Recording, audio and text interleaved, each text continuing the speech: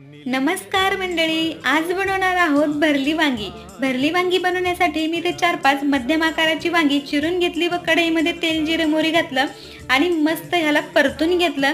वांगी वाफवून झाल्यानंतर यामध्ये लाल तिखट, हळद, गरम मसाला, थोडासा घाटी मसाला आणि थोडा काळा मसाला घातलेला आहे।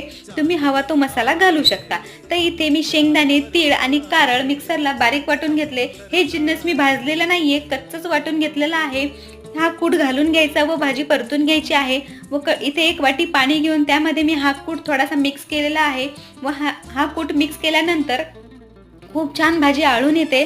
तर पाणी तुम्ही हवं तेवढं टाकू शकता। तुम्हाला पतली भाजी हवी असेल तर पातळ करू शकता। तर इथे मी घट्टच केलेली आहे। 1 नंबर भाजी झालेली आहे। तुम्ही एकदा नक्कीच ट्राय करा। अगदी 10 ते 15 मिनिटात भाजी होते। आजचा व्हिडिओ आवडला असेल तर सबस्क्राइब करा, लाईक करा आणि आपला व्हिडिओ शेअर करा। Thank you.